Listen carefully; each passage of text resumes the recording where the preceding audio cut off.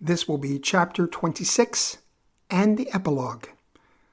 Chapter 26, the NRA, Washington, D.C. and Fairfax, Virginia, November 7th, 2018.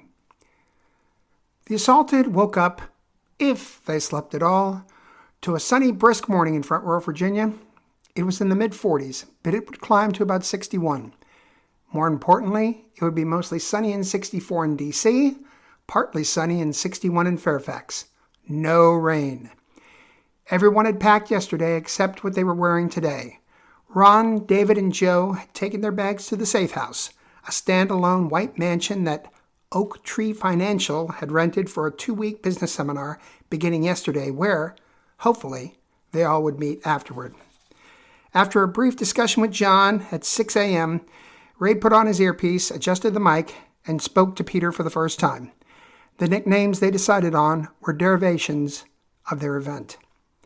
Sandy? My auntie. Good morning. Ready? Everything including the parking space. Heading back to Fairfax. Car okay? Yep, checked on it. Everything in place. You the man. No, mate. You the man. See your smiling face later. Out. He turned to John. No, you the man. That sounded like I was standing next to him. John had been holding his breath during the entire conversation. Now he relaxed. Good run through of the equipment. Then John headed to Fairfax to his office. The first group were leaving separately at 7:45 a.m. With traffic, they should get them on time just before 10 a.m. They would be driving one of the white 2011 RAV4s. The old Oak Financial signs had been removed. No need for them.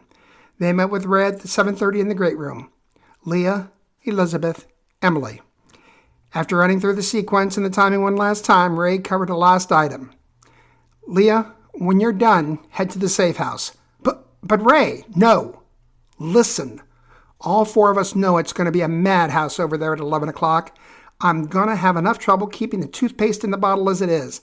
I don't need 3 freelancers mucking up the operation, especially if you get there late to the dance. You'll be helping me and possibly saving lives by heading to the Safe House. The unspoken message he was conveying to Leah and Elizabeth was, protect that girl. After last night, he knew that Emily had to survive, that Emily needed to show the world how magical she really was. It was funny, but both Leah and Elizabeth winked at Ray from the eye farthest from Emily, so she couldn't see. Car loaded, reversible coats on, black side going in, brown side coming out. Ski masks, AR-15s and Berettas for all, plenty of ammo. Maxine, put your gloves on before you touch the car. Flesh-colored surgical gloves on. A reminder from several sources that the Safe House key was on the auto ring key. Finally, the first goodbyes. An intense 5 minutes. Not knowing who will or won't see again. Ray hugging Emily was tough to watch. You keep yourself safe, little girl. I love you. I love you too, Papa. Thank you. Chewy holding Leah, tears streaming down his face. See you in Leesburg, mi pequeño gracioso. My funny little one. Elizabeth with Ray and Maxine. Thank you for giving me the courage, for giving me. She started to cry. Maxine held her. By the way, baby, Jeter's fine. Jeter! Oh my God! In all this crazy... We took him to the Safe House. He's got his litter box, a big bowl of food, toys all over, and you'll give Peter a big hug when you see him. He's the one that thought of him. Elizabeth said with a big smile on her face, he'll get a lot more than a hug when I see him. And Ray, of course, had a mouthful of coffee, which went flying. Leah, spit take. Nice.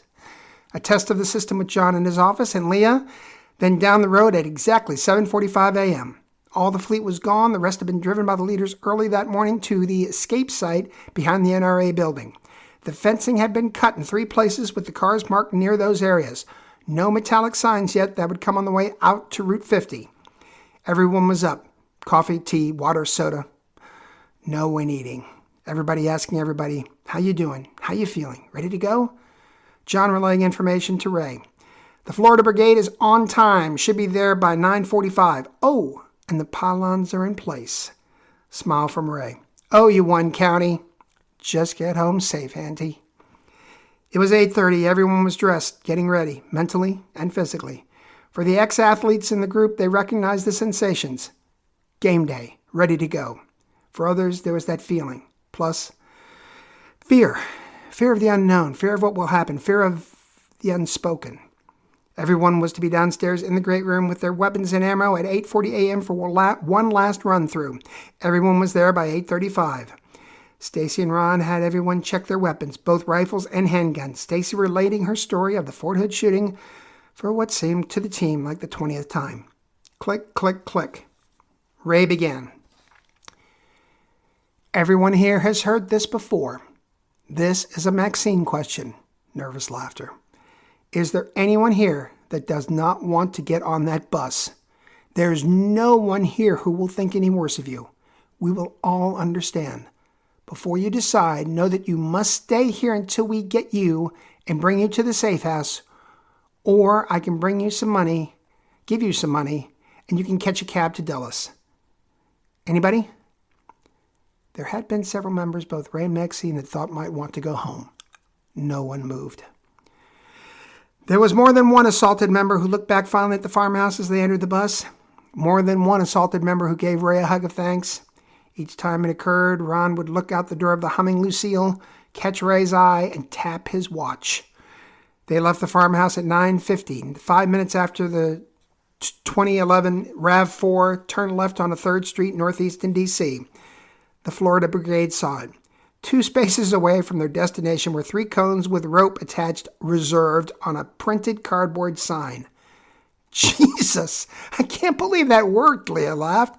Elizabeth quickly got out, moved the cones. The RAV4 parked.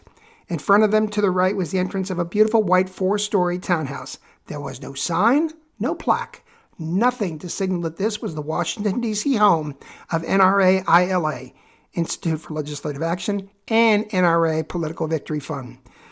There had been multiple briefings, as well as several visits to the area. They were familiar with what they were viewing and had seen and re-seen videos from both Peter and Larry of the interior layout. They knew there would be a meeting of the whole office to review the national election results of last night and then head to Fairfax for another meeting with the president and board of directors in Fairfax. The meeting was scheduled for 10 o'clock. However, the word was that the meetings always started early and ended quickly since everyone had been either calling or texting each other all night about various state elections. Peter, who had left there only a few minutes ago heading to Fairfax, had counted 28 people. The gloves were already on. Coats were black side out. No one ever looks at feet, so surgical booties on. All carrying A-15s and Berettas, each with silencers on. Leah and Elizabeth slipped on their ski masks, tucking their hair under, putting their NRA caps on. They set their watches. It took Emily 3 minutes to walk through an alley to a wooden door surrounded by a brick wall. There normally would be a chain and a lock on the door. Thanks to Peter, there would not be. At 10 a.m., Emily was to enter the basement door, unlocked again thanks to Peter. At the same moment, AR-15s out, Leah and Elizabeth would enter the front door, unlocked by Peter, blasting, as Ray always had put it, and head to the conference room on the 3rd floor just off the stairs. It was a door that slid left to right. Enclosed, no windows, nowhere for anyone to go. Leah and Elizabeth would stay there. Emily was to start in the basement, head upstairs, and look for stragglers. Emily walked around back, door open, mask on, watched the time. At 10 a.m., she walked in and heard what she would forever describe to fellow assaulted as the sound of a shovel hitting sand. Beretta was silencer. Leah and Elizabeth burst through the door, Leah with the AR-15 on her hip, Elizabeth with the Beretta out. 2 security guards at the front, gone. Downstairs, as Emily was headed toward the stairs, she saw a light on in the room. Opening the door, middle-aged woman, nice red suit, on the toilet, looked up and caught 2 shots to the head. The Florida Brigade had said that everyone gets at least 2 in the head, just like the kids in Sandy Hook got. No one else in the basement. Emily headed up. As she hit the 1st floor, Leah and Elizabeth had just flung the conference door open and, not even pausing to aim, started firing. Like a rubber mallet gently knocking plastic into place was the description of the AR-15 with silencer per Emily. Elizabeth now with her AR-15. Leah shooting to the left, Elizabeth to the right. Per their training with Stacy, legs apart, arms loose, eyeing the general target. Per Ron's training, hit every motherfucker at least once, then don't give them any chance to grab their cell phones. Quick, then get out. Both Stacy and Ron, you have 30 seconds, a minute at most. Make every shot count. They made every shot count. While they were at the conference room, Emily quickly checked the rest of the first floor, thought she saw a security guard move, so finished him off. As she was headed to the stairs, Leah saw her, jerked her head up. Emily started up the stairs, heard 3 people chatting, headed her way. They didn't hear all that, she thought.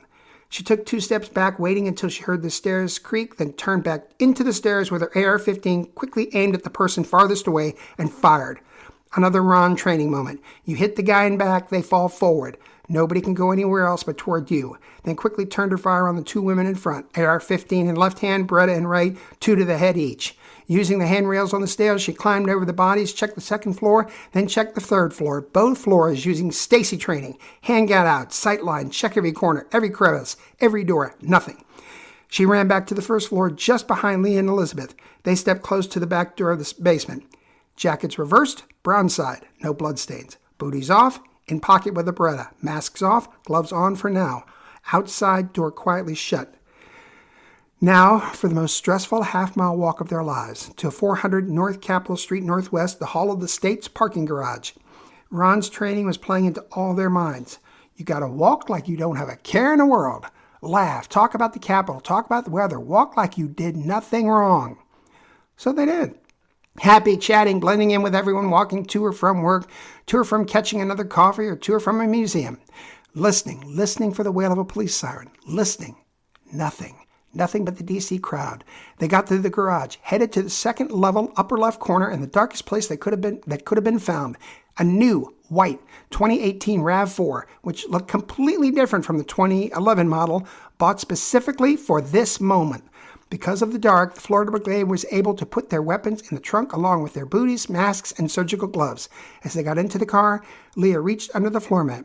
3 keys: car, trunk, safe house, plus the parking receipt, plus $200 to pay the parking garage.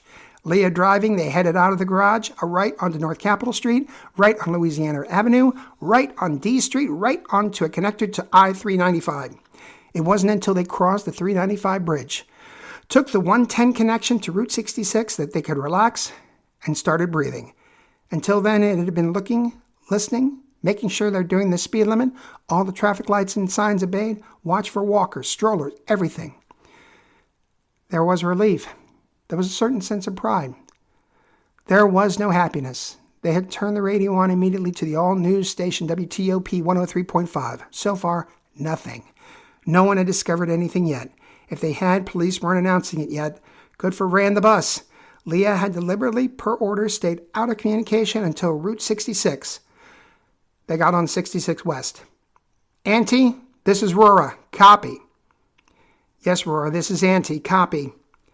Leah did smile as she said the following word to Ray and John, controlling the communications from his office. Bingo. She could hear Ray say bingo to the bus, heard the bus erupt in cheers, could hear Chewy's voice. Are they okay? Tell Safeway, the Tucson shooting occurred in front of a Safeway, that Aurora, Air, Elizabeth, and Park, Emily, are all fine. So far, nothing on the radio. It was 10:50 a.m. Copy, Aurora. See you at home. Copy? That was Ray letting Leah know not to put her 2 passengers back in harm's way. Leah looked to her side and the back. What they had done just sunk in. Both were crying, almost hysterical. Coming down. They'd be fine once they talked and remembered why they were there and why they did what they did. There was no elation in this car. Relief and sadness were all that anyone felt. No way could they go back out. Auntie, copy. See you at home. Back at 11250 Waples Mill, Jerry, Stacy, and Remy had arrived 20 minutes earlier, had entered through the serviced exit, which Peter had unlocked, carrying several bags of equipment for the interview in Jim Mitchell's office. Also at 10:30, Peter, Cindy, and Larry had retrieved the weapons from their bottom desk drawer. Peter had on work overalls with a holster on the underside left, thanks to Denise, since Peter was right-handed. To even out the weight, extra magazine clips were in his right pocket. Cindy always carried packs on both sides of her wheelchair. Now those packs carried nothing but firepower. Larry had found an old pair of loose cargo slacks. The right pocket was open. He had a holster strapped to his leg carrying the Beretta with clips in the left pocket. Once everyone was armed, the three were to head to the main lobby, where the entrance to the museum was, to disable the code readers at the door, stop and hold the elevators, and make sure anyone attempting to prevent these events from happening was disabled. Cindy and Larry were near the museum, watching not only the few tourists in there. Peter was to lock the doors at 11 a.m., making sure no one there would be in the line of fire, but also the security guard station just a few feet away. At 10:52, the phone rang in the station, a rarity. The guy that answered it actually jumped from his chair and yelled, "Oh my God, what did you say?" Several other guards came running, crowding into the small area, 5 total. Larry and Cindy looked at each other, nodded. The Florida Brigade. Larry moved Cindy into the doorway. "Oh my God! Guy came into work, dead folks everywhere. He says we have to shut it down." He never got the last words out. Like shovels hitting sand, Berettas with silencers. Cindy shooting up, Larry shooting level. Then Larry with 2 headshots each. Peter came running. "Found out about D.C.?" Cindy nodded. "Yep, they were going to close it down. There'll probably be a call to Mitchell. Jerry's got that." They shut the security door at 10:58 a.m. Peter walked out, disabled the code machines. He could see the bus heading towards him. Showtime. On the bus, there were final instructions. Teams were reminded of their elevators and assignments. Team 1, Amy, Cindy, Bob, Henry, with Ron as leader, were to get on Elevator 1 South Tower and head to the large meeting room across from the president's office.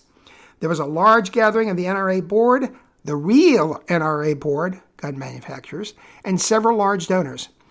"Charlie, there'll be security right in front of that elevator.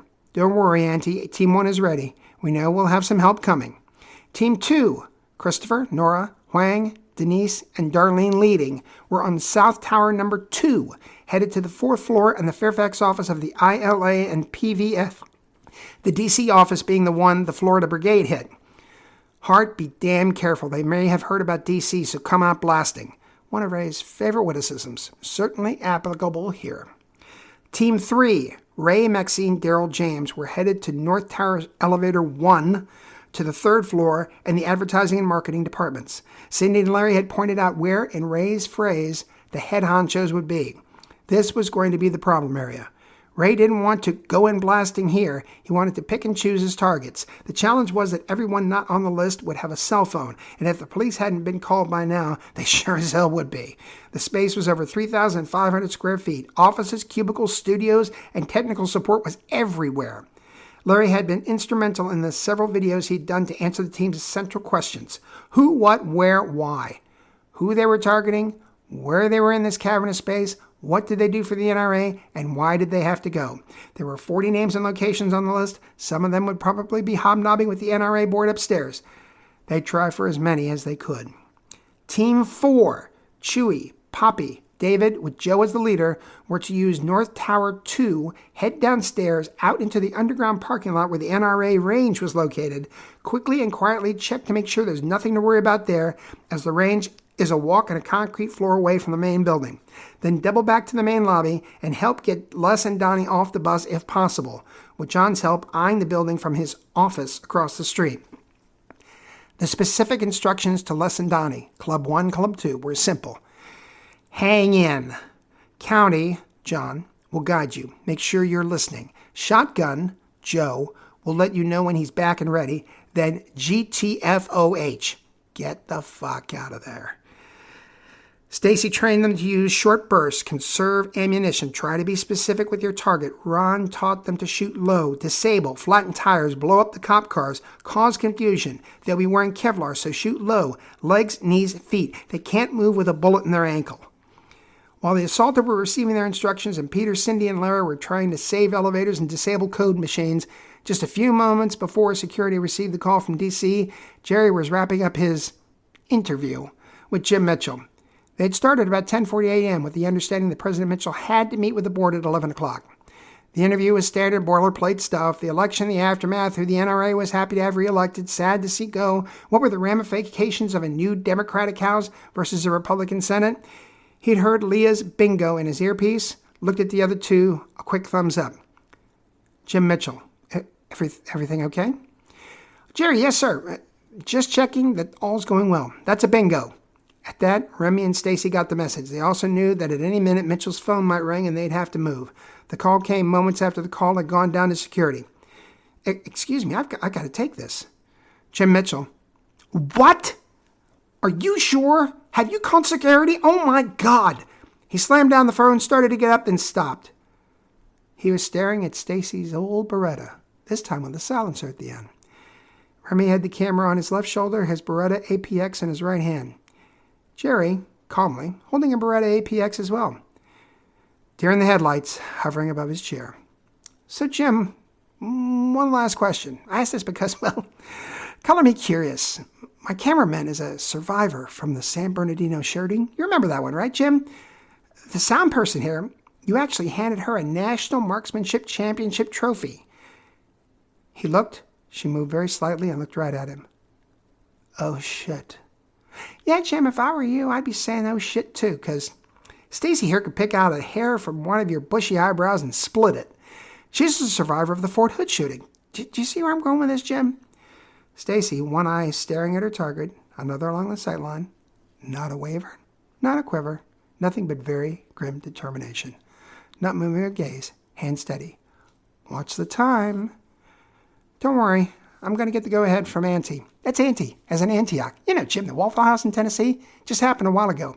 But you don't really give a fuck, do you, Jim? Oh, yeah, well, I'm a survivor too, Jim. Virginia Tech. You got to remember that one. That was in all the papers. So, Jim, my long-winded question to you is this. How does it feel knowing that in a few short moments, you're going to be a mass shooting victim? Just like the thousands of other mass shooting victims, that very, very soon, Jim, your brains are going to get splattered all over your lovely leather chair. You think you could get away with this? Jim, we don't care if we get away with this, just as long as you and that bunch out there don't. He started crying. Why are you doing this to me? Because you allowed it to happen to others, men, women. Jerry snarls the next group. Children, Jim. At Columbine, Las Vegas, Orlando, Tucson, Binghamton, Charlestown, Virginia Tech, Umpqua, Parkland. Oh, gosh, Jim, I almost forgot. And on the children at Sandy Hook Elementary, Stacy here isn't just going to shoot you once. She's going to shoot you twice, just like those 6- and 7-year-olds were.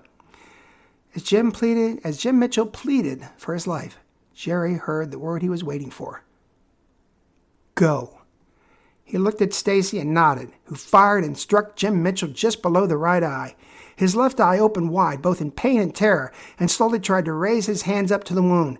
Stacy waited a moment, stared into his eyes, and calmly fired another into his forehead, the back of his head blowing apart, the propulsion knocking the chair backwards and onto the floor. Auntie, this is Tech. Bingo. Tech, this is Auntie. Copy. Good. Charlie's on his way. Get ready.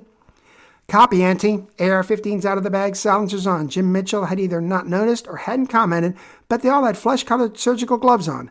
Masks coming out of the bag and on. Coats on, black side out, ready. They went to the door, listening for that now famous sound to begin. As the moments had counted down for Jim Mitchell in his office, the bus that had been progressing at a steady pace to 11250 Whipple's Mill Road. They had heard the news from Leo, Aurora. They had been put through their final paces by Ray. Booties on, surgical gloves on, masks on. Anyone that needs, tuck their hair. Check both weapons. Check your ammo. Any extra? Leave for Club 1 and Club 2. County, do you copy? Copy, Auntie. Speaking quietly now, turn towards the front of the bus. Hart, do you copy? Darlene, Hart? I copy, Auntie. Shotgun, do you copy? Joe, shotgun, I copy, Auntie. Ray walked to the back of the bus. Charlie, do you copy? Ron, Charlie, I copy, Auntie. Yard, do you copy? Maxine Yard, I copy, Auntie.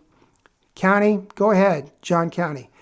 Club 1 and 2, do you copy? Les, Club 1. Club 1 copies, County. Donnie, Club 2. Club 2 copies, County. Ray, one last time as the building came into sight. Pylons keeping everyone from using 11244. You're ready. I love everyone on this bus. Thank you. This is for all the assaulted. Loud cheer. Get ready by teams. Ron and his group would be first off the bus, followed by teams 2, 3, and 4. Bus parked. facing the back parking lot. Peter outside, smiling as only Peter could. Ray, Team 1, Team 2, let's go. Team 3, as he was getting off the bus, came Jerry's bingo. 2 marks off the checklist. Ray saw that Ron's elevator had gone, so he let Jerry know to be ready.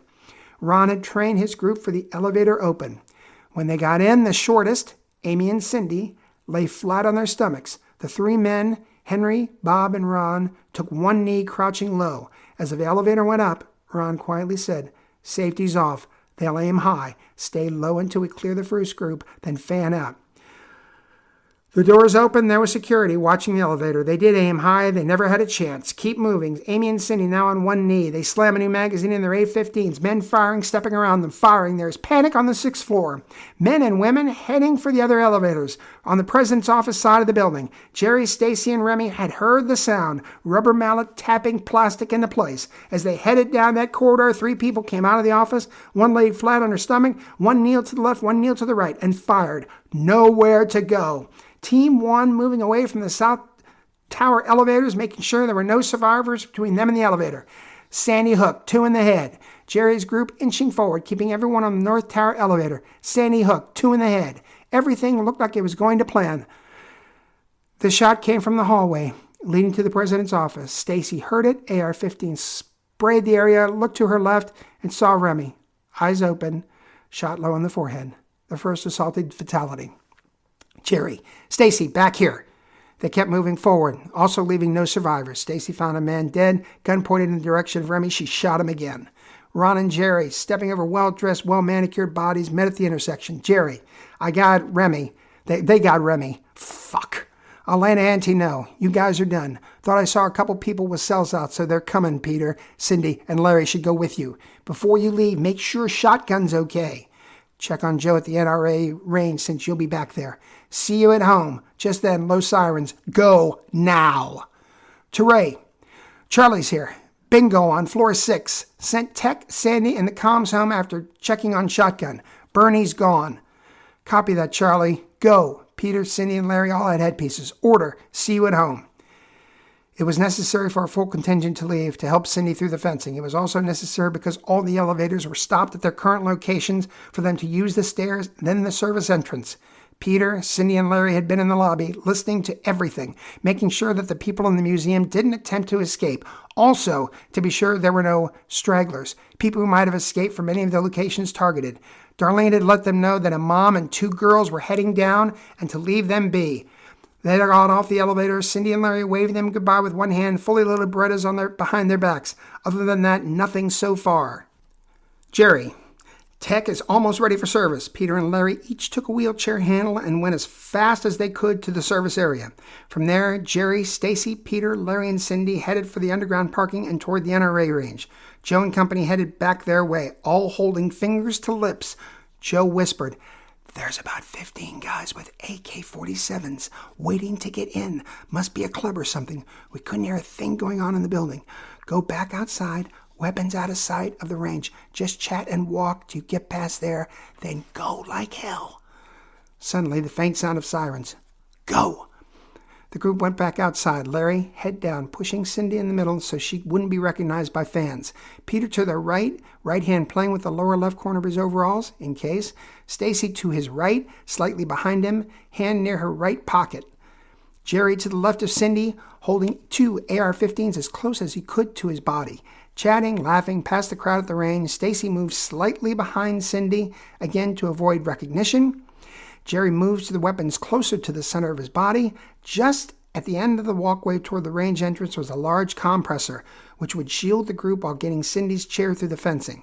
Sirens were much louder now, coming just from the front of the building. Peter and Jerry, walking faster, got to the fencing near the corner. Jerry throwing the weapons through, and to his left, he and Peter pulling at either side of the fencing, which had been cut almost to the top in anticipation of Cindy and her chair. Stacy helping on the ground, wheels over the curb, her and Larry carrying Cindy through the fencing. Jerry quietly said, "One car, leave the rest for everyone." They headed to the car parked closest to the right, the 2014 4Runner. Helped Cindy in the back passenger seat, Larry in the middle, Peter beside him. Stacy in the front passenger seat, Jerry driving. Weapons, coats, masks, gloves, wheelchair in the trunk. Signs on. It's now an Oak Tree Financial Auto. Car starts, nobody's breathing. Right on Pender, about a tenth of a mile, then just before the road splits, a left into the business park. Past Dentistry and the CPAs. Follow the road to the right. It took them to the parking lot for the Courtyard by Marriott. Enter there, exit onto Route 50 West. Speed limit. Nothing stupid. Police already setting up to stop traffic. Cops everywhere. Headed from everywhere. Got by that. About 2 miles from that point, everyone began breathing again. Similar situation in this car as there was with the Florida Brigade. Relief, sadness, a growing sense of what had just occurred. Worry about the others. A massive amount of police headed away from them toward the building. Stacy turned to Jerry. I got the tape. I took it out of Remy's camera. Jerry nodded. Jerry to John. County, this is Tech. Sandy, Hood, Community 1 and 2 heading home. County, copy. Tech, thank God you're out. Radio on, and the enormity of what has happened, it hits them right in the face as the full extent of D.C. hits the airwaves. Earlier, in South Tower Elevator 2, was Darlene, Hart, Christopher, Nora, Huang, and Denise. Headed to the 4th floor and a date with the Fairfax office of ILA and PVF. Darlene, safety's off. Everyone on one knee, crouch, weapons out. We have no clue if there's a waiting party for us. There was. The doors to the 4th floor open on a terrified young woman holding the hands of 2 small girls. Too scared to scream, the children, eyes wide. Darlene thinking fast. No, don't be scared, little ones. We're just going to a costume party. Down the hall. Don't be scared. It's okay. Mommy's going to get you home just in time for lunch, aren't you, Mommy? Lots of emphasis. Looking at the young woman, Darlene nodding her head at her. That's right, angels. We're headed home for your favorite grilled cheese sandwiches. Fear turned to happy in the blink of an eye. The kids happily headed into the elevator. Darlene, Mommy, what's Daddy's name? Jason Marshall. Okay, Mommy, we'll be sure not to scare Daddy. Stifled cry. Thank you. Door shuts. Lots of lost time. Headed down the hall to the door very quietly, got to the room number. Had been told by Cindy that it was a relatively small office, but not a sound coming from it.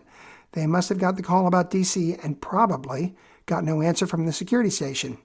Plus, everyone had always been allowed to pack weapons to work. It was the NRA, after all. Some employees would even head down to the range at lunchtime. All 5 had watched just enough cop dramas to understand what Darlene did next.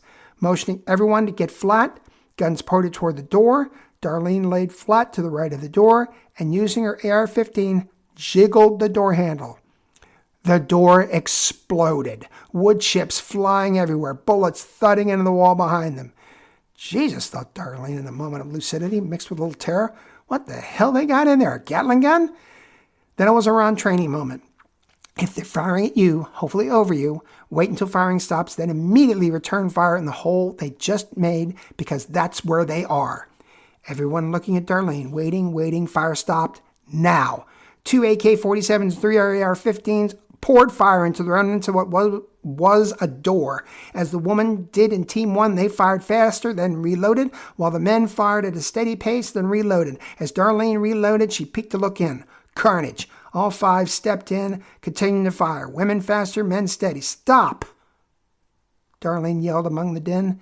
Beretta's out. Let's blow this popsicle stand. Everyone got the Sandy Hook special. Darlene looked in one cubicle, saw the name on the chase plate, on the plate. Jason Marshall. Saw a frightened man wounded in the arm under the desk. Guys, look at me. They turned. Jason Marshall is right here. Do not touch him. Everybody got it? Okay. Jason, your wife is a very, very, very brave, very smart woman. She saved your life today. Stay there. Don't do anything stupid. Help will be here soon. Nod if you understand me. Crying, he nodded. Auntie, this is Hart. Bingo. Copy. Auntie, copy. Charlie. Anything from Auntie? Ron Charlie. Copied your bingo, Hart. Haven't heard anything from Auntie. Am headed over there. Meet shotgun in the lobby. Hop with Club 1 and 2. Charlie, copy. Headed to the lobby. Team 3 had been in trouble from the very beginning. Word was being passed around about the NRA massacre, the media's name for D.C. Word was also being passed that there were unwanted guests in the building. At the very time Team 2 was running into their challenges, Team 3 was running straight into the same challenges, plus some. Everyone but Maxine had forgotten Ron's door training. She was behind James and Daryl side by side with Ray. Ray's only admonition was to be careful opening the door. James was right next to Daryl when they grabbed the door handle. 2 seconds later, he was laying next to Daryl, both torn apart by the barrage that tore through the door. Now Ron's training kicked in. Both Ray and Maxine had AR-15s, and Ray's case completely symbolic. They waited for the shooting to die down, then fired into the hole left by the initial blast. Maxine fast, Ray steady. No looking yet. Return fire. Maxine reloads, fires. Ray reloads, fires. Whoever was in there had figured the intruders were low. Now the bullets were ripping through the lower part of the door. Ray looked at Maxine, thumb up. She nodded. She reloaded, firing fast, inching her way up until she was standing, firing down, hoping she could stop the fire. Ray, steady, did the same. Reload, fire. Still return fire. Team 1 had just arrived. Ron quickly reviewed the situation. Auntie, nod if you copy. Ray looked up, nodded. Cops are here. Club 1 and 2 are great, but we got to get out of here. At the count of 3, all of us will fire into the hole, then cut out. Good? Nod. Ray nodded. Ron, team load up. Amy, Cindy, crawl next to Ray.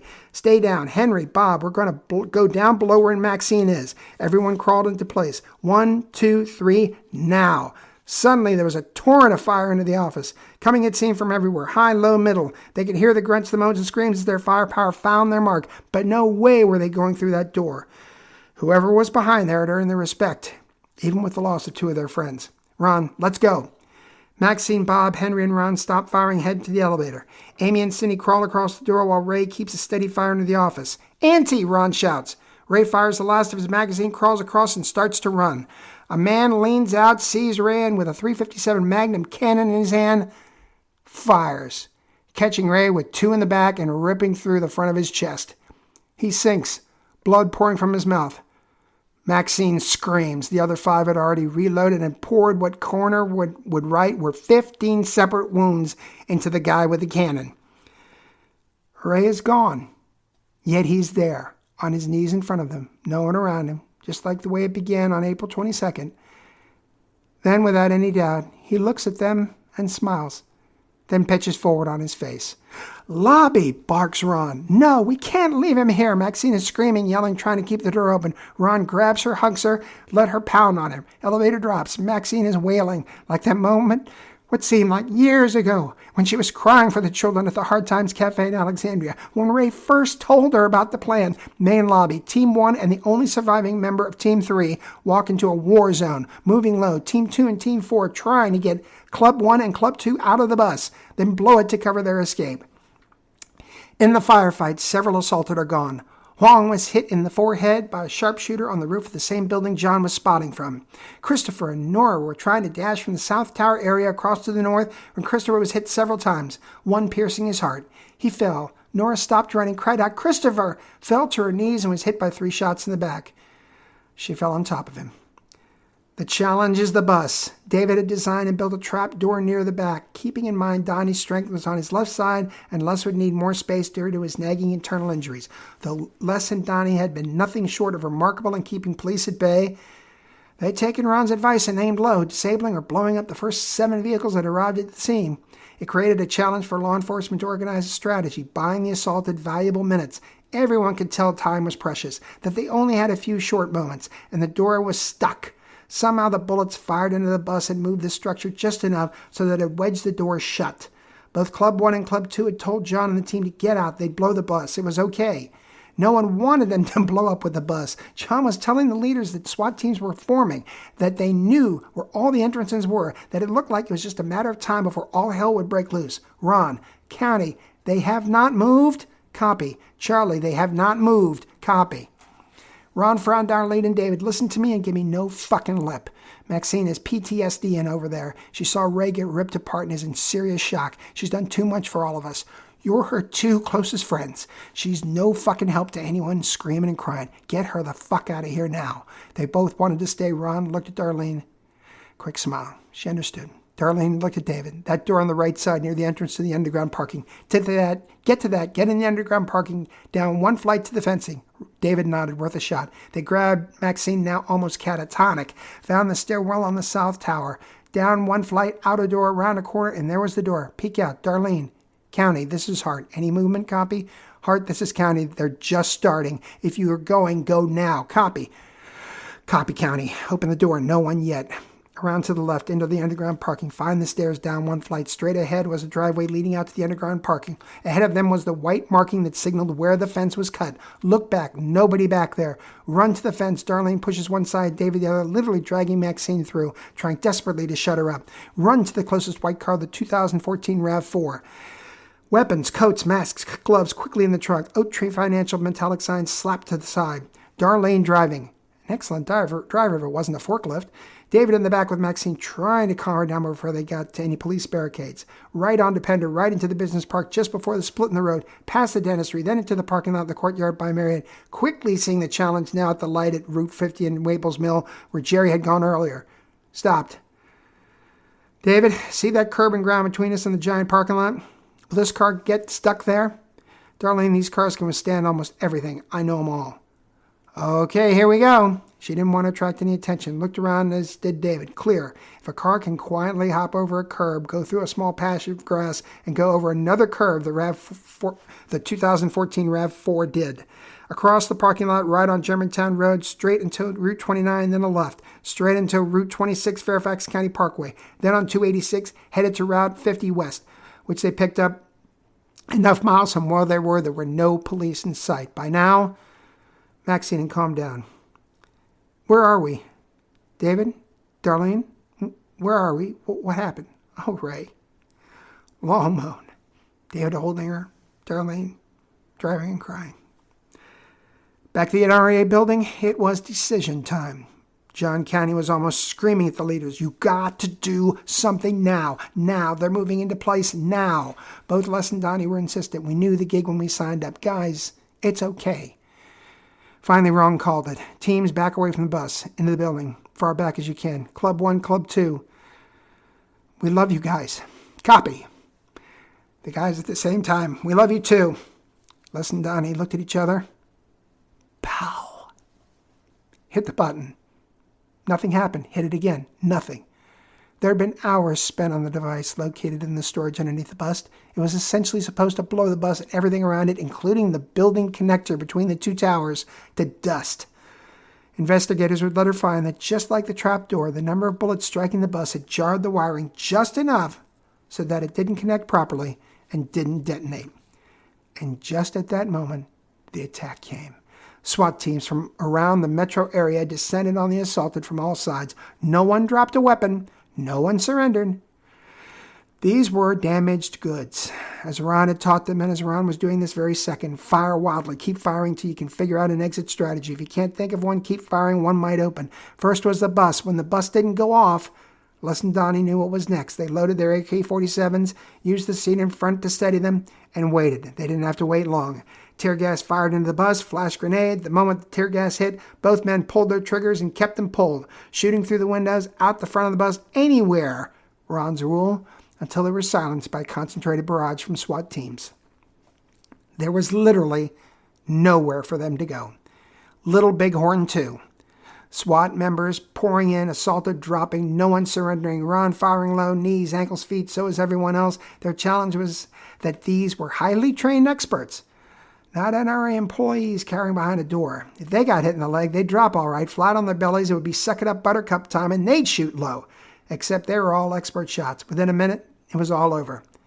Joe, Chewy, Denise, Henry, Bob, Amy, and Cindy in a cluster. Little Poppy, Ron Terrence, who was recognized by the first SWAT member to get close to him, a former Charleston police sergeant. Jesus Christ, that's 3 names. And then there was John. He'd been afraid to turn anything else on for fear he'd be discovered. He confirmed with Jerry, who because of his inner reporter had kept listening to the feed throughout, that Jerry, Stacy, Leah, Elizabeth with a happy Jeter, Emily, Cindy, Larry, and Peter were there, and that Darlene, David, and Maxine were okay and on their way. Copy. Dismantling the talking machine. Copy. Jerry, copy, County. Hope to see you soon. Copy. Then John turned on a small transistor radio he'd brought just for this purpose, so there would be no trace of him anywhere, on any cellular records or anywhere of him in this room. The preliminary counts were staggering. In the quiet townhouse on 3rd Street Northeast, police found 31 dead. As of this moment, only 12:30 p.m., in the building that housed the hub of the National Rifle Association, they had found 73 bodies after 4 floors. Already, the NRA massacre was the single largest mass shooting in United States history. The final total would end up with 233 killed, including the NRA president, several congressmen, 2 senators, a couple of B-list celebrities, and 13 chairmen or presidents of gun manufacturing companies. 18 of the 233 would be assaulted. 54 wounded, most of them law enforcement, also including Jason Marshall, who hugged his wife for an awfully long time when he saw her that night, and millions of dollars in damage. John stood there listening. He'd known what he was about to do for a very long time. He'd never shared it with anyone, including Ray. John Dallas Foster was a cop. He had wanted to be a cop since he was 10 years old. He would always be a cop. Cops, good cops, do the right thing. John had never fired a single shot, yet John knew that he was an accessory to murder, that he'd developed an intercommunications network that, had it not been for a non-exploding bus, would have been one of the major reasons a small band of men and women could have brought a strong, powerful, extremely well-connected organization to its knees and gotten away with it. 18 of his friends were dead. 11 had survived, had escaped. He wanted to be sure those 11 stayed escaped. John left the apartment carrying his equipment in a box. There was a dumpster in the basement. He pulled some trash out of the dumpster, stuck the box with the equipment in, covered it with trash. He knew, obviously, that next month's rent would not be paid. It would be 2 or 3 months before anyone went into the apartment. They'd find nothing, not even fingerprints. John had tossed his surgery gloves in with the equipment. That box would be long gone by the time anyone even thought to figure out where John had been. John had always carried his Tahoma County Detective's badge. Even when Ray was yelling at everyone, "No IDs, goddammit!" Ray had kept his badge with him for just this moment. Leaving the apartment, he continually was stopped as he walked up Waples Mill away from the NRA building toward where the huge press contingent was being cordoned off. He would be stopped, he'd flash his badge, he'd move on. He knew he would have a very short window. He also knew, based on his years of experience in Los Angeles, that he was particularly good in front of a crowd, and that he had the commanding presence that would allow him to not only step in front of microphones that weren't his, but would also have people pay attention to what he was saying. He saw the mics, no police around. He estimated a 3 to 4 minute window. He stepped up. There were 8 people in a mansion in Leesburg watching CNN that said collectively at that moment, "Holy shit, that's John." Good afternoon. My name is Detective John Foster, formerly of the Tahoma County, California Police Force. We have additional information on the group that attacked both the Washington, D.C. office and the Fairfax, Virginia office of the NRA. All of the members of this group were victims to one degree or another of mass shootings that had occurred throughout the United States. 4 of the members were victims of the Las Vegas mass shooting. The 2 gentlemen in the bus parked outside and 1 woman inside were wounded in the Pulse nightclub shooting in Orlando. In the club of assailants on the main floor, 1 was from the Charlestown church shooting, 1 from the Sikh temple shooting in Wisconsin, 1 from the Capital Gazette shooting just a few months ago, 1 from Representative Gabby Gifford shooting in Tucson, 1 from the Hialeah apartment shooting, someone wounded in the Binghamton shooting, and 1 was from the Accent signage shooting in Minneapolis. Upstairs on the 6th floor was a gentleman wounded in the San Bernardino shooting.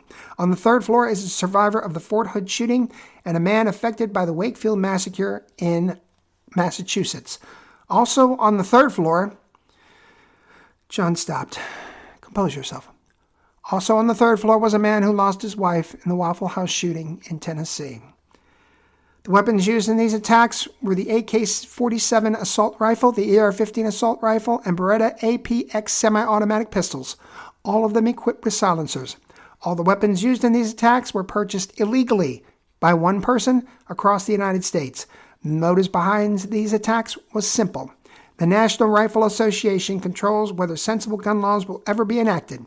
Because of their influence and the amount of money they distribute to legislators, nothing has been allowed to stir Congress to enact these common sense laws, including the banning of all assault weapons, semi-automatic weapons, and a national registry. Nothing. Even the killing of concert goers in Las Vegas, dancers in a club in Orlando, college students at Umpqua and Virginia Tech, high school students in Columbine and Parkland, Compose yourself, John. Or 6- and 7-year-old children shot twice each in Sandy Hook Elementary. The NRA did nothing? Nothing. Today, a group of men and women, by their actions, forced the NRA to feel the hurt, the sorrow, the pain that had been forced on them by the madness of others. Cops coming. Time to bring the curtain down. The reason I know this? I am the only survivor and proud member of the team we called the Assaulted. Police swarmed John on live TV. Back in Leesburg, there were now 11 people cheering and crying, yelling to an inanimate object how much they loved him and what a brave man he is, and they can't believe he did that. And did he ever say anything to you? Anything? At 11 a.m., news organizations across the Metro D.C. area had received a package from a Raymond Joe Wilson. In the package was all the weapons purchasing information he told Maxine about, verifying John's statement, plus a detailed description of the events of that day. The what, the when, the where, the who, how, and the why, but not the who. Ray knew the who would become apparent. He just didn't know that one of the who would courageously let the world know what Ray Wilson had created, and that the survivors would be protected as well and as carefully as both Ray and now John intended them to be. The last 3 survivors had arrived about 3 minutes before John's press conference. As they watched and listened to John pull a veil over their existence, there was joy, relief, gratitude, yet a deep sadness. It was John Foster who everybody, including the notorious cop-hater Ron Terrence, called the good one. Good man, good person, good cop, good guy. To know what he did for them was overwhelming. 11 people staring at the screen as he was hustled away, all of them lost in their own private thoughts. It was Maxine who discovered them. She wasn't back to her old self. That would take time. She'd stopped grieving. That would come later. Now it was time to figure out the next step. These would help. As she reached her room, the master suite, she found 2 suitcases on the bed and an envelope in Ray's unmistakably sloppy handwriting to the survivors. Maxine shouted, "Everyone in here!" They gathered around. Leah and Darlene almost at once. "You okay to do this?" Maxine nodded, though the tears were falling. First line in, she had to hand it to Leah. "Hey guys, congratulations on an amazing accomplishment. I'm sorry I'm not there with you. I'm where I'm supposed to be. What these two cases are is my small way of making sure you at least have a pathway to complete escape. Does everyone have their fake IDs? Nod yes. You know I'm watching." Tears and laughter as everybody nodded. "Good. Now that I'm writing this, you may not need them, as no one knows who you are. Gloves, masks, coats, nothing was ever left in writing. Your names are not going to suddenly appear on records generated by me, since I never bought you any airline tickets. Oak Tree Financial did, and that was set up by fictitious names on top of fictitious names through a fictitious law firm. It's up to you whether you want to start fresh or slide back to where you were. Even the cars should be untraceable. Okay, the cases. This will piss my family off to no end, LOL. Everyone thought that was hysterical, since Ray had no clue about LOL until Emily taught it to him. But this is the last of my cash. My wish is that you divide it equally among yourselves and use it for either a fresh start or maybe a nice long vacation away from Virginia. An excellent idea. Or just have if you see a rainy day coming. Thank you. I love you all. Ray. They opened and counted exactly $750,000 in cash. $68,181.82 apiece. They spent the next several hours discussing what they could, they should, and would do. Permeating their talk the evening was a sense of friends lost, family lost, maybe even more than family for some. Chewy for Leah, Daryl for Stacy, Ron for Darlene, Ray. Not only for Maxine, but for everyone there. There was talking throughout the night, plus eating, devouring pizzas, subs, and beer from Rocco's New York Pizza and Subs. The first person everyone talked about, and 2, was Emily. Essentially, 10 of her new family did not suggest, did not cajole, did not plead. They told her she should take the money, her new ID, and pursue a musical career, and that they, her assaulted family, would do everything they could to help in any way possible. Leah immediately offered to introduce her to musical producer friends in Nashville, which meant that Leah was of the firm belief that what John said was fact, that they had disappeared. She could head back to her old life and stick that $38,200 in that ID someplace safe, just in case. Cindy, Larry, and Peter felt they didn't have that option, that there would be too many security camera shots of them running around helping unlock doors, in Peter's case, both DC and Fairfax, and quite possibly a security shot of Cindy and Larry emptying Berettas into security guards. Peter still hadn't touched most of his parents' inheritance. In fact, with Ray's prodding, Peter had closed all his bank accounts, gotten cash instead of a check, and had his own large duffel bag full of money that he had sent to Leesburg. From 3 different accounts, a little over $900,000.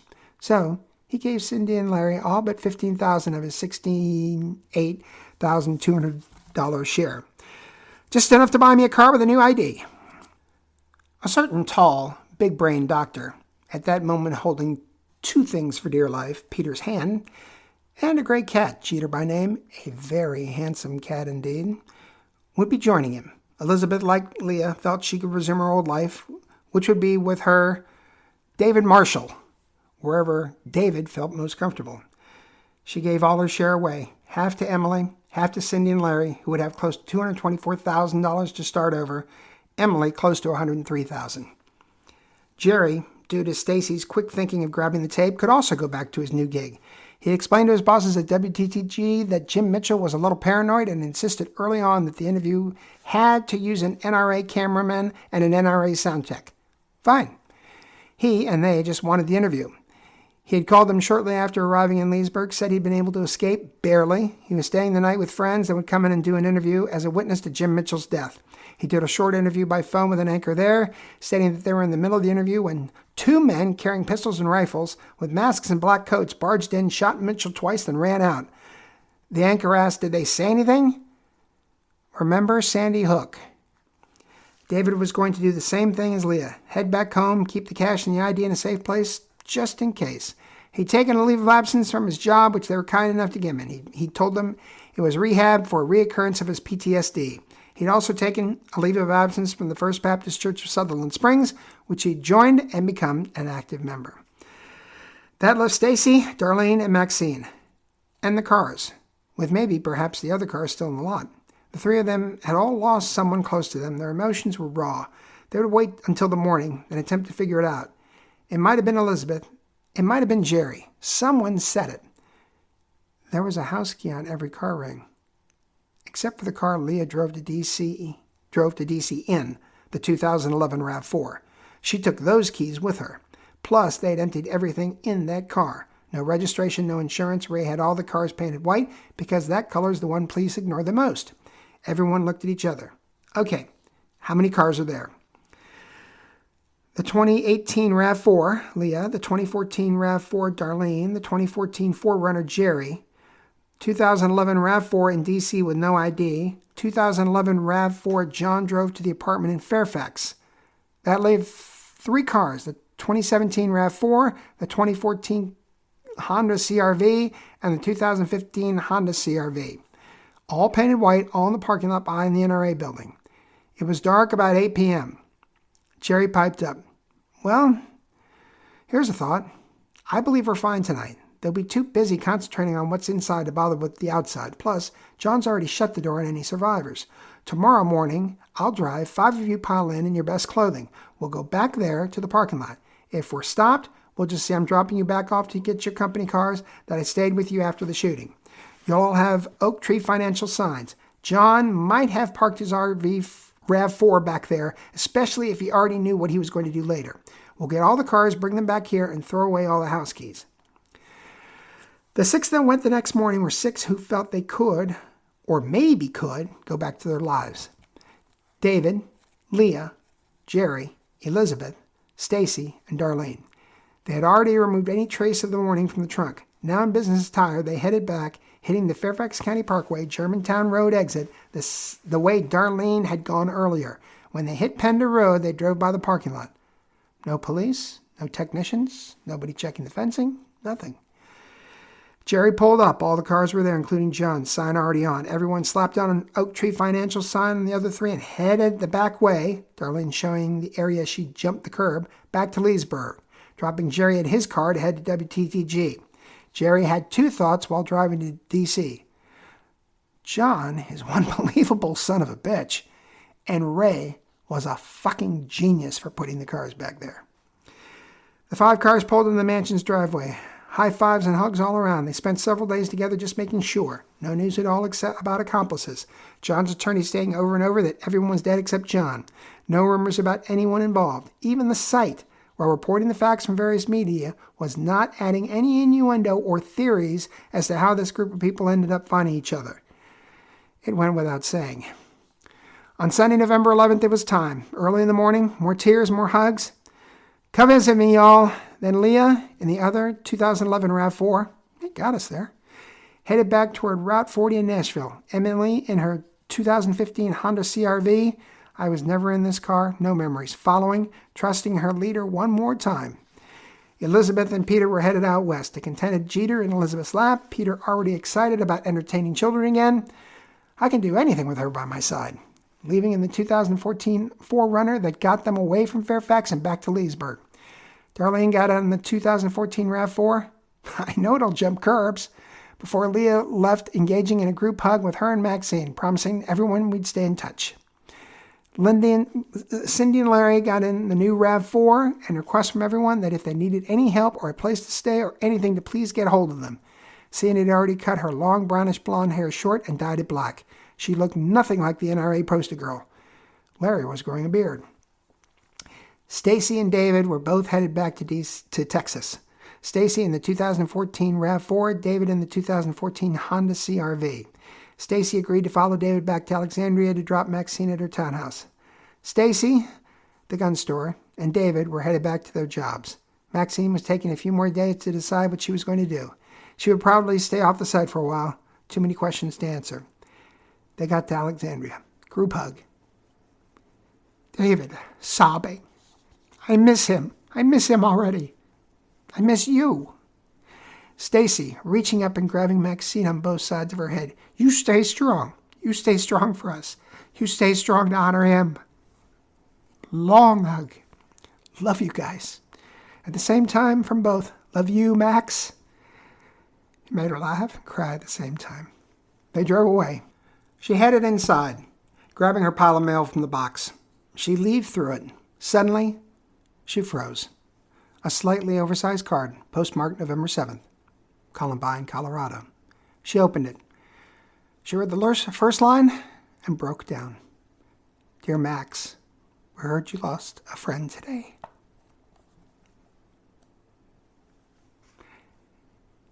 Epilogue.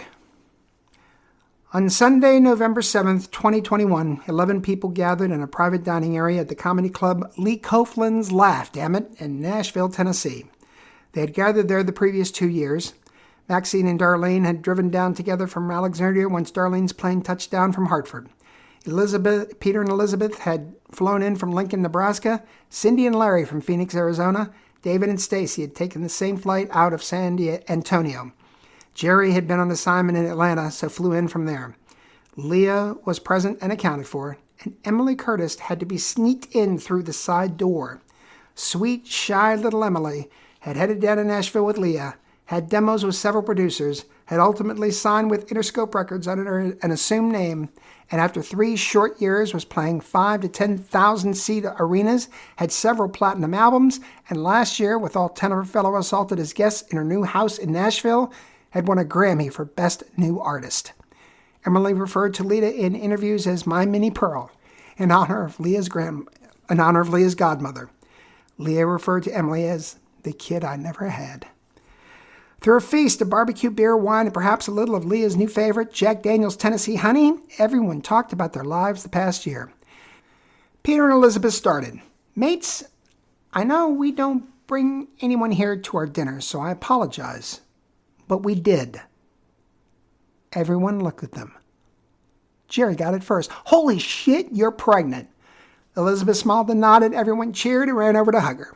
I know it's a little late in our lives, but we've been to the doctor. She checked me out, said I was physically fine, and I'll answer your next question. If it's a girl, we'll name her Sarah, after my mother. If it's a boy, we'll name him Noel. Peter now looked just like he did back in Newtown. The shaggy black was back, and he had reconnected quietly with his muse, Noel Fielding.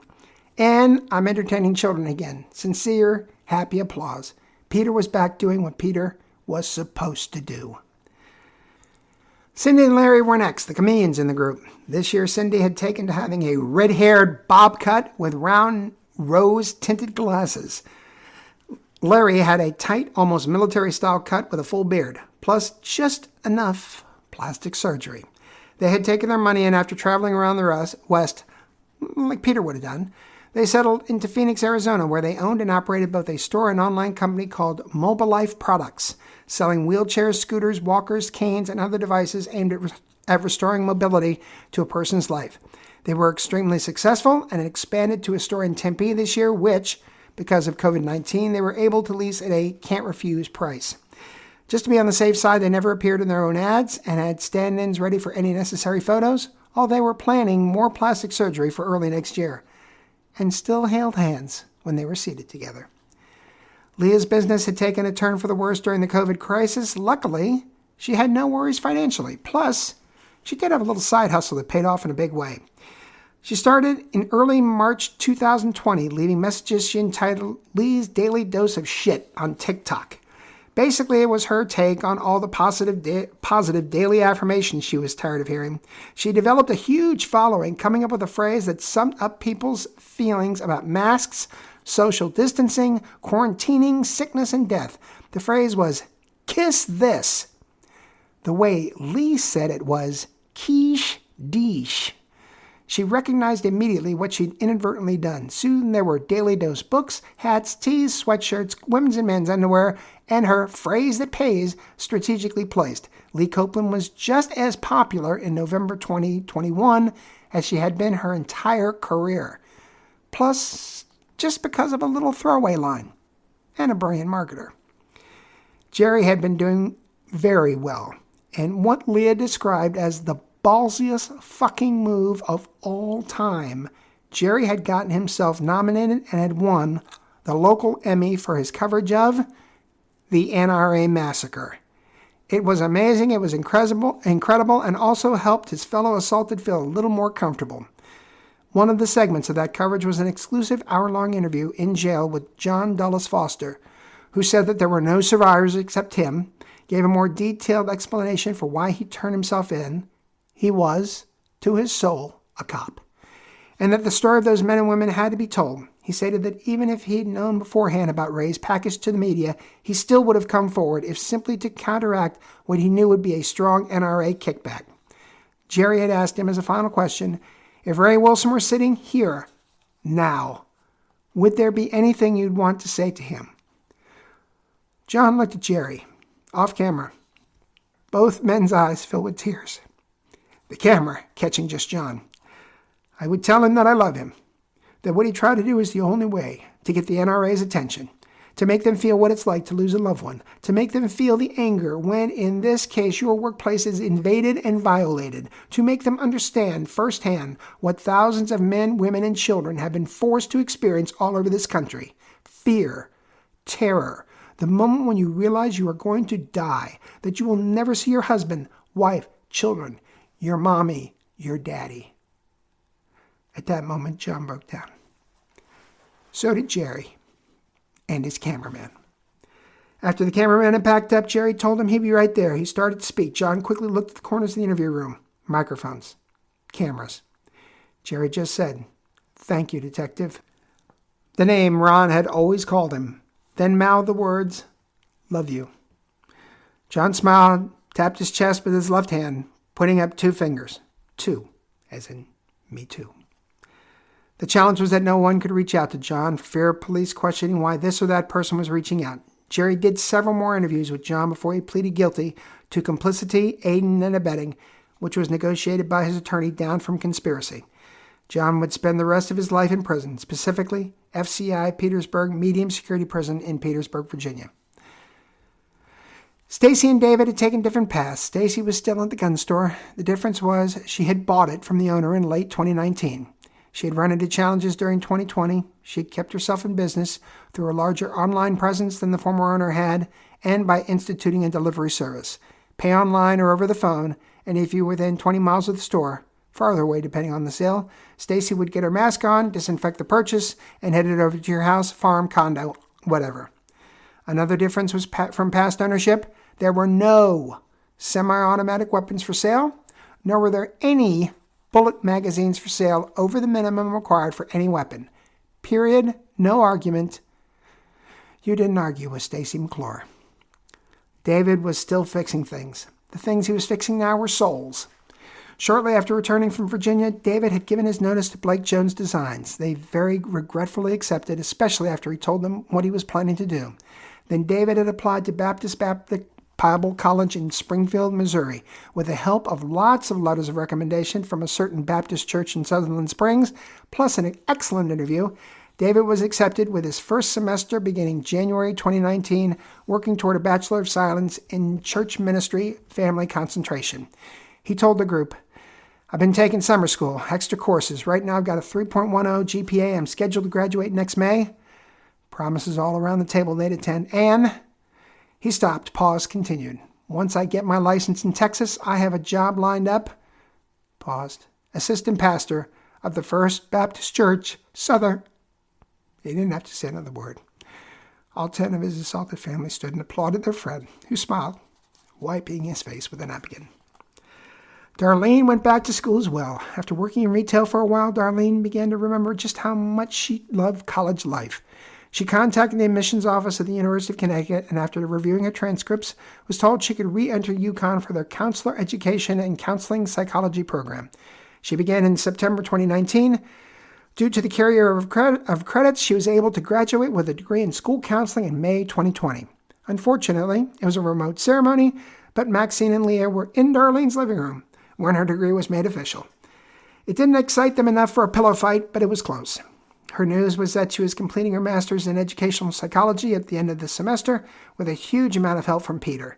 Her thesis had been on children's ability or inability to learn after a traumatic event, in this case, a mass shooting.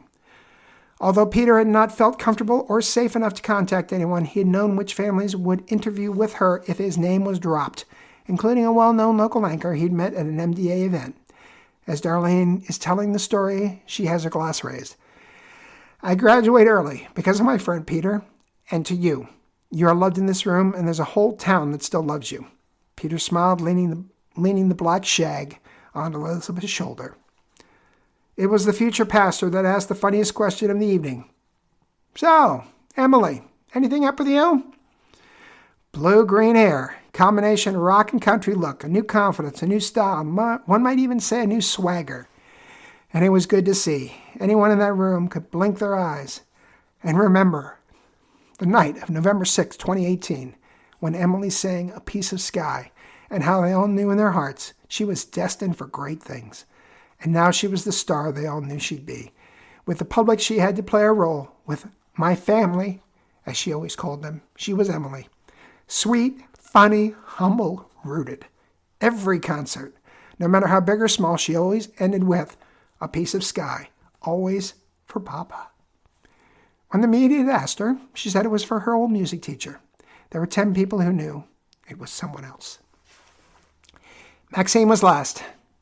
This had been the hardest 3 years of what had been a fairly hard life. She had lost the only man that she had ever come close to living. Watched him get torn in two by a .357 Magnum, watched him sink to his knees, watched him as he smiled at her, then died. Watched from the spot he had told her about, near the second house, as his obviously embarrassed family had what could only be described the way Maxine described it to the others, as a sorry-ass excuse for a funeral. No Kim Jones, no service, no nothing. It looked like it pained all of them to be there. His grown daughter, the former vice chairman of the Genesee County, Michigan Republican Party, even went so far as to say she was ashamed of her father and was only burying him next to Marion because that's what the will calls for. Maxine went back to work with American Airlines. After several months, she went back on the site, continuing her mentorship, and was the guide for many NRAs, including the wife of Jason Marshall, NRA 123, who had told Maxine the story of how her husband's life had been spared and how he'd left the NRA soon after, becoming NRA 122. Maxine knew who it was shortly after she relayed the story to Darlene. "You?" "Yep." "Good. They're really nice people. Beautiful kids, too." As his mentor still, she also found a way to connect with Rancho Tejana 11, John Foster. He would be allowed to use his laptop several times a week. Through one of the private therapy rooms on the site, Maxine would catch John up on everyone. John was especially proud of Emily, but also of Leah, and how she'd taken Emily under her wing and really helped give her the opportunity she deserved. Maxine would try to visit Ray's grave from a distance, either heading to or leaving from Dulles Airport. It was a drive, but it was always peaceful, seeing the tree, knowing Ray and Marion were together. But she couldn't help but think, why? Why did he have to die? What changed? The NRA, instead of looking at this tragedy to cure the ills of a system gone mad, instead glorified the brave men and women who had fought the intruders back with the weapons they had brought to work. Nothing about the dozens of illegal weapons purchased, nothing about the one single solitary man who was able to purchase all these weapons without any federal or state agency being the wiser. Nothing about the literally hundreds of lives lost. Nothing. Instead, the NRA Self-Protection Act of 2019, passed by a Republican Senate and fortunately killed by a Democratic House, would have allowed any business the right to allow any and all employees the right to bear arms while at work. And if the businesses wouldn't allow it, this law would have allowed the majority of employees to petition to courts to allow them to carry guns to work. The House-sponsored NRA Act of 2019 called for the banning of all assault weapons, semi-automatic weapons, the involuntary confiscation of same, and instituting a national registry for all actual and potential gun owners. That passed the House and died a swift death in the Senate. 18 assaulted members. Family died for nothing. John Foster was in prison for nothing. A total of 215 deaths on the NRA side of the ledger. 233 total. For nothing. Maxine looked around the room, reminding them all of what hadn't happened, of what didn't occur, what didn't change. At the very start, back in June 2018, Ray met with that sweet man, Remy Ramirez, in an Italian restaurant just outside the Ontario International Airport. You all don't know this, but Ray was having serious doubts about the plan, about whether he needed to put another team together since Jerry, Stacy, and Remy were going to take care of Jim Mitchell. It was Remy who stated exactly why the plan needed to come forward.